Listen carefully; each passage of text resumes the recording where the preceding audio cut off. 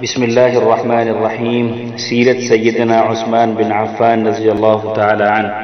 نام عثمان بن عفان، کنیت ابو عمر، لقب جامع القرآن و ذو النورین، نسب آپ قریشی ہیں، قبول اسلام آپ نے آغاز اسلام ہی میں اسلام قبول کر لیا تھا۔ ہجرت آپ نے پہلے حبشہ پھر مدینہ منورہ کی طرف ہجرت فرمائی۔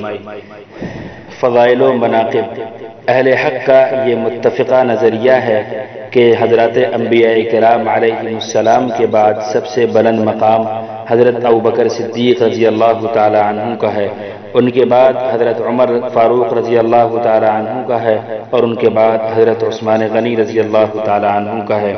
اور یہ نظریہ حضور اکرم صلی اللہ علیہ وسلم کے زمانے ہی میں صحابہ کرام رضوان اللہ تعالی علیہم اجمعین کا تھا۔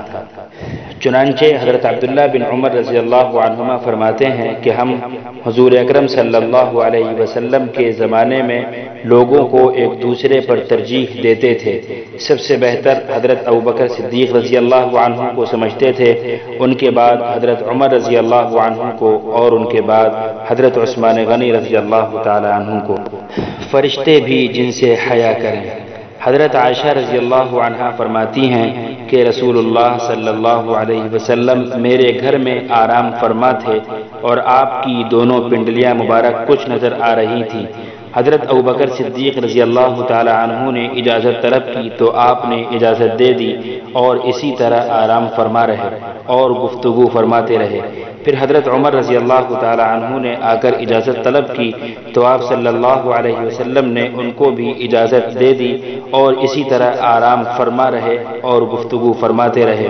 پھر حضرت عثمان رضی اللہ تعالی عنہ نے اجازت طلب کی تو آپ صلی اللہ علیہ وسلم اٹھ کر بیٹھ گئے اور اپنے کپڑے درست فرما لیے۔ حضرت عثمان رضی اللہ تعالی عنہ تشریف لائے اور گفتگو فرمائی۔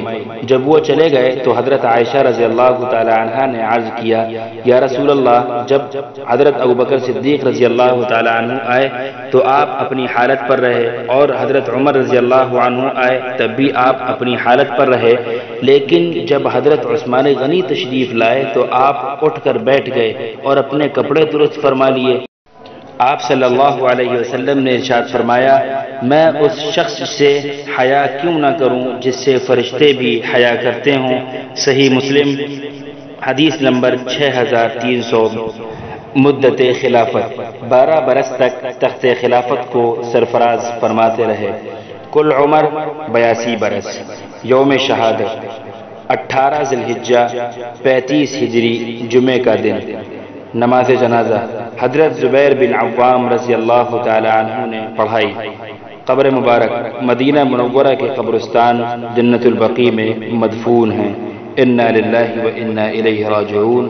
السلام علیکم ورحمۃ اللہ وبرکاتہ۔